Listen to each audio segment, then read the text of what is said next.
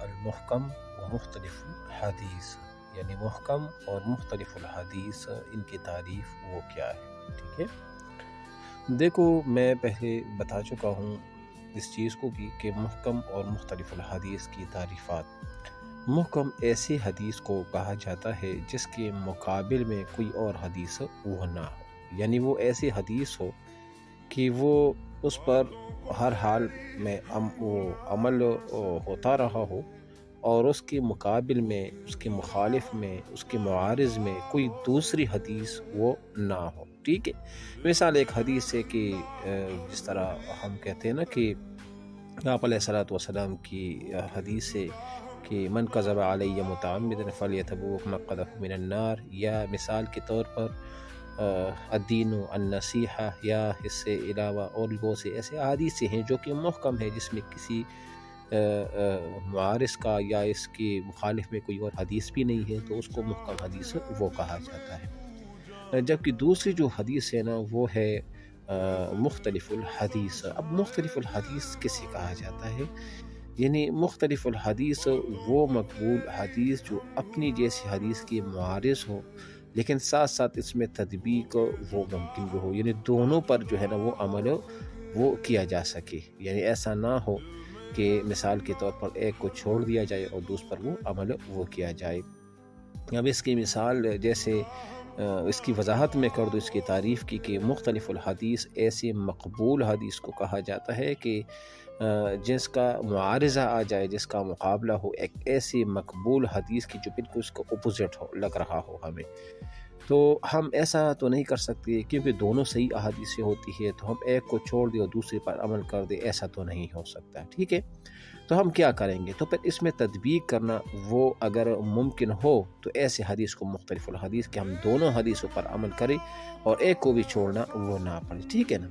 اب دیکھو اس کی ایک مثال ہے، مثال المختلف الحدیث کی ایک مثال ہے، جیسے آپ علیہ الصلوۃ والسلام کی حدیث ہے کہ لا عدوى ولا طیرہ، یعنی اس کو مسلم نے روایت کیا ہے کہ کسی بیماری میں نہ تعدیہ ہے، یعنی مطلب کوئی بیماری نہ تو متعدی ہے اور نہ فعال بد لینا وہ درست ہے. ٹھیک ہے نا. اب یہ حدیث ہے جس کو امام مسلم نے روایت کیا ہے، اور دوسری ایک حدیث ہے وہ بھی صحیح ہے، اس کا معارضہ آیا ہے ایک اور حدیث کے ساتھ کہ وہ حدیث ہے کہ فر من المجذوم فرارک من الاسد الذین رواہم البخاری، یعنی یہ وہ حدیث ہے جس کو دونوں کو روایت کیا ہے امام بخاری نے. یعنی مطلب اس حدیث کا ترجمہ کہ تو باغ مجذوم سے، شیر سے بھاگنے کی طرح. اب ان دونوں کو بخاری نے روایت کیا ہے. تو فائدہ میں یہ ہے کہ جذام ایک بیماری ہے جس سے اعضاء کمزور کر کے گر جاتی ہے. اب دیکھو پہلے والی حدیث میں کیا ہے؟ پہلے والی حدیث میں یہ ہے کہ کوئی بیماری متعدی نہیں ہے، اور دوسری حدیث میں یہ ہے کہ بیماری متعدی ہے اور دونوں صحیح حدیث. اب ایک کو ہم چھوڑ بھی نہیں سکتے، اور دونوں پر عمل کس طرح ہوگا؟ تو اس کی جو تطبیق ہے نا اس کا وہ آپ کو بتا رہے کہ ان دونوں میں ہم کیسے تطبیق کریں کہ دونوں پر عمل وہ ہو جائے. تو یہ کہتے ہیں کہ ان دونوں حدیثوں کے درمیان تطبیق کی کیفیت یہ ہے کہ کہا جائے گا کہ تعدیہ منفی ہے اور ثابت نہیں ہے آپ علیہ السلام کی اس قول سے. یعنی اگر میں اپنے الفاظ میں اس کا خلاصہ بتا دوں تو ان دونوں پر عمل اس صورت میں ہوگا کہ جہاں آپ علیہ السلام نے یہ فرمایا ہے نا کہ بیماری متعدی ہوتی ہے، اور جہاں آپ علیہ السلام نے یہ فرمایا کہ کوئی بیماری متعدی وہ نہیں ہے، تو یہ ہمارے نظریے اور عقیدے کے مطابق ہے. یعنی مطلب یہ ہے کہ بیماری تو متعدی نہیں ہے، لیکن ہمیں ایسا لگتا ہے نا کہ ہم کسی کے ساتھ بیٹھ جائے جس کو کھانسی ہو، زکام ہو، تو ہم کہتے ہیں یار مجھے جو زکام اور کھانسی لگی تھی نا جی اس وجہ سے کہ میں چونکہ اس بندے کے پاس بیٹھا ہوا تھا، اس وجہ سے مجھے کھانسی اور زکام وہ لگا ہے.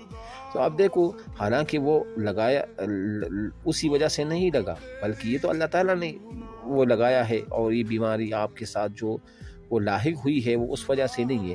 تو چونکہ ہمیں ایسا لگتا ہے نا، ہمارے ذہنوں پر یہ بھوت سوار ہوتا ہے کہ ہمیں جو بیماری لگی ہے یہ اس وجہ سے، تو پھر آپ علیہ السلام نے اس طرح فرمایا کہ بیماری جو ہے نا کیا ہے، یہ متعدی ہے، اور اسی کے ساتھ ایک کو دوسری والی لگ، جس طرح دوسری حدیث تھی مجذوم والی. تو حقیقت میں ایسا کچھ بھی نہیں ہے.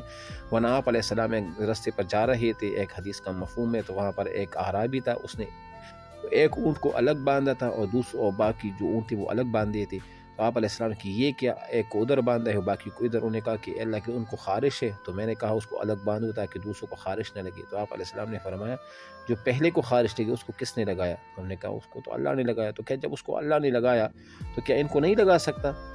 تو یہ ایسا ہوتا ہے نا، تو یہ جو دونوں حدیثوں پر جب اب تطبیق کی یہی صورت ہوگی کہ جہاں آپ علیہ السلام نے کہا کہ بیماری متعدی ہے، یہ ہماری جو ایک وہم ہمیں ہوتا ہے یا جو ہمیں لگتا ہے، ہمارا ایک عقیدہ نظریہ بن چکا ہے اس وجہ سے، تاکہ کوئی یہ نہ کہہ دے کہ بیماری جو ہے نا متعدی ہے۔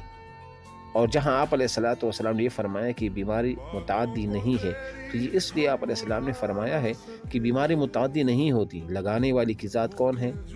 جس کو بیماری لگ جاتی ہے کون لگاتا ہے وہ بیماری؟ وہ اللہ تعالیٰ کی وہ ذات ہوتی ہے۔ تو دونوں حدیث اپنی جگہ پر وہ ٹھیک ہے۔ تو ایسی دو احادیث جو صحیح ہو اور آپس میں ہمارے عقلوں کے مطابق، ہمارے وہم و گمان کے مطابق ان میں معارضہ ہو یا اس کے درمیان مثال کے طور پہ اختلاف ہو، ایک دوسرے کے مقابل ہو، حالانکہ حقیقت میں ایسا نہیں ہوتا، تو پھر دونوں پر جب عمل ممکن ہوتا ہے نا، تو پھر اس کو مختلف الحدیث کا نام وہ دیا جاتا ہے۔ ٹھیک ہے، یہ اس کی تعریف تھی۔ کل انشاءاللہ ناسخ ہو الحدیث و منسوخ ہو ان کو پڑھیں۔